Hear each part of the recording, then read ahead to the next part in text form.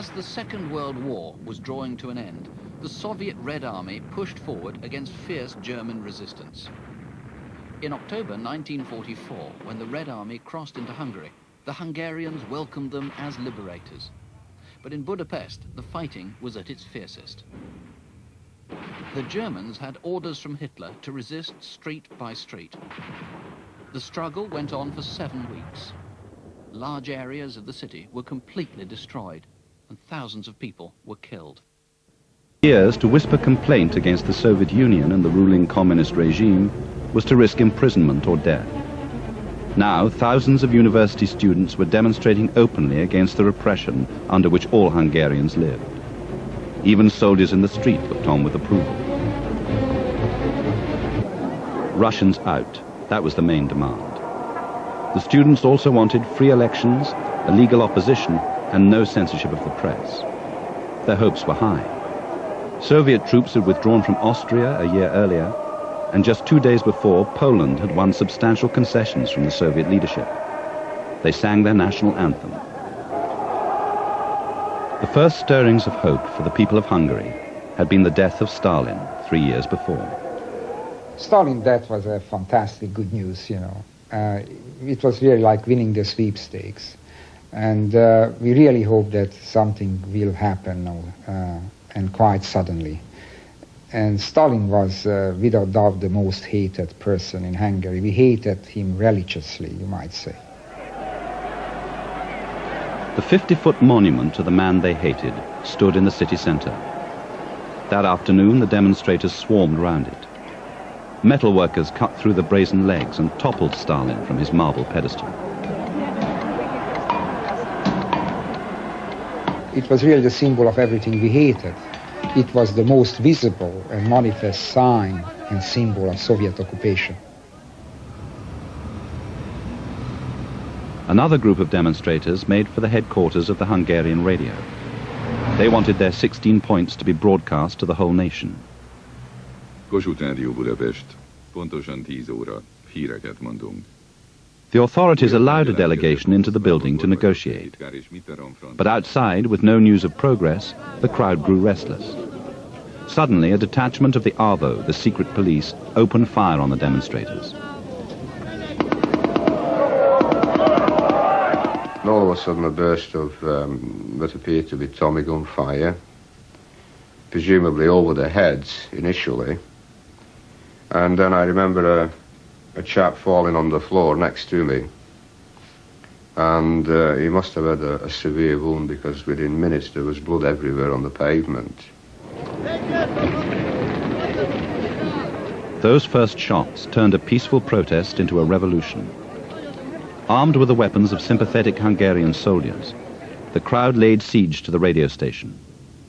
By dawn, over 100 people lay dead in the streets.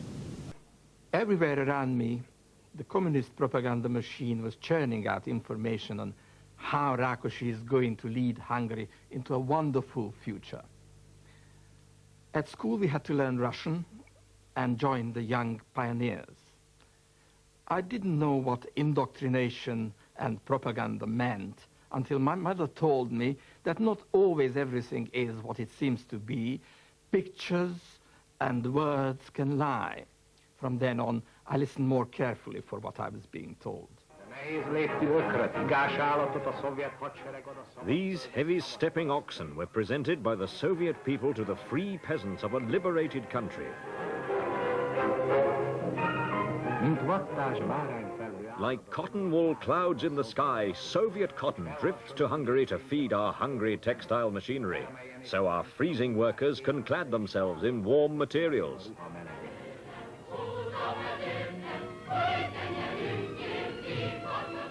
We are fighting the grain battle for our new bread.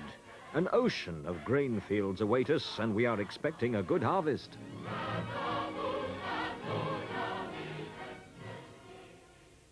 Of course, none of this was true.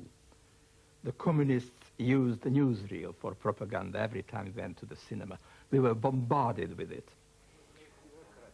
Every Hungarian looking at this piece of newsreel knows that these are Hungarian cattle and not Russian cattle, because they are completely different. Far from presenting them to the Hungarian peasants the Russian army took them away. Freezing Hungarian workers were not clad in warm materials. They were too expensive. It took 3 months' wages to buy one winter coat. These happy, smiling faces hid the grim realities of forced collectivization.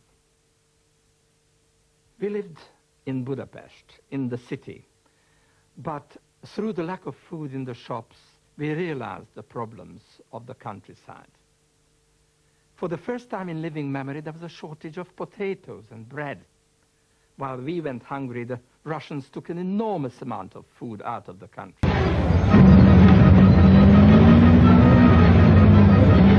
Red Army tanks were already moving into Budapest as the authority of the Hungarian Communist Party disintegrated. They were too late for a quick kill. All through the night, workers had been arming themselves for a fight.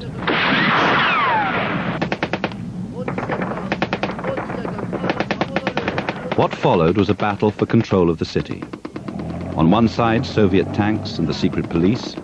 On the other, the people of Hungary. 150,000 fresh troops and 3,000 tanks were sent in to crush the revolution.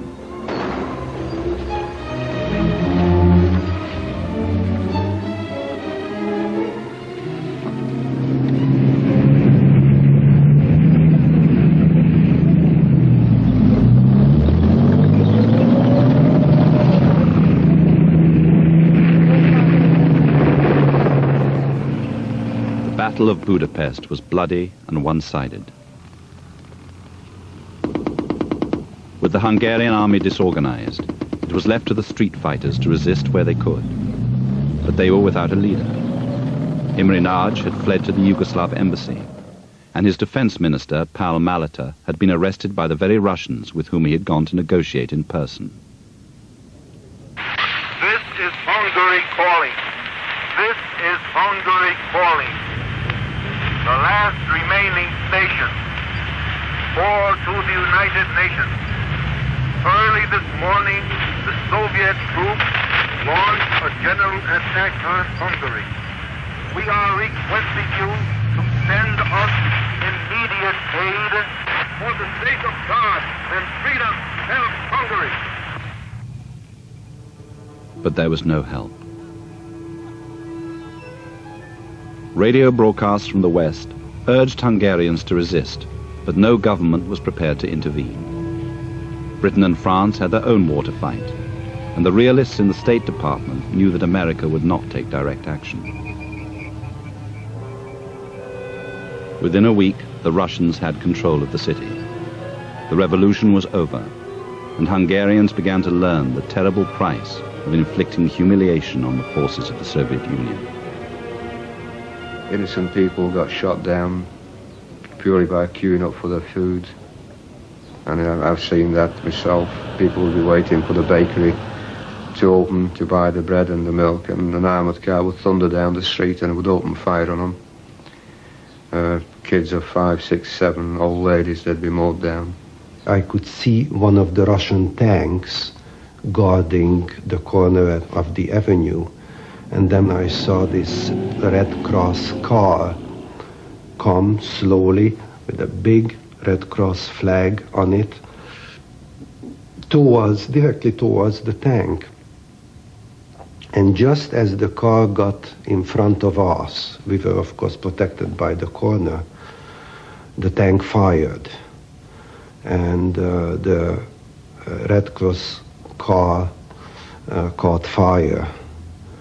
And nobody got out except a blonde girl, must have been 20 or even less, long blonde hair. And the tank kept firing. She was wounded. She fell on the burning car. And I don't know if you can imagine this, but you are within 3 or 5 yards of a young girl being roasted in front of your eyes. So I saw one person jump out to the street and of course cut down by this machine gun fire. Then somebody else jumped out with with a garbage can, hoping that that would protect him, and of course bullets went through it like tin foil, and he fell.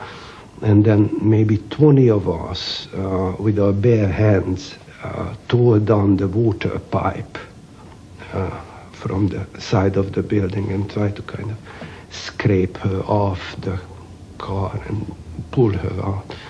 And of course, by the time we managed, she was dead. Mines. And then one lady up on the 3rd floor, what she was waving was a Hungarian flag with a Russian insignia. And without any thought, she just went in, got a pair of scissors, cut out the Russian insignia, and those thousands of people on the street applauded, because that's exactly what they would have done. The Red Army tanks fell to a Red Army weapon. The Molotov cocktail, a petrol bomb invented by Russians in their street battles against the Nazis, was now used against them in Budapest. Spread. The Corvin Brigade found new recruits. They chose their own commander, Greg Pongratz. In the beginning, the Corvin was only about 80, maybe 100 kids. But we made so much damage to the Russians that everybody was looking up to the Corvin, that what's going on over there. And a lot of people came over there, kids, mostly. They were curious to see what's going on over there. They was hanging around only a couple of hours. They was talking with some of the freedom fighters, and they just didn't want it to go away. They stayed over there, and they said they're going to fight also. And that's how the Corvin was growing. We had kids over there, dozens and dozens and dozens of them. They were waiting for weapons. So when the Russians, they came and they attacked, all those weapons from the Russian soldiers went to those kids.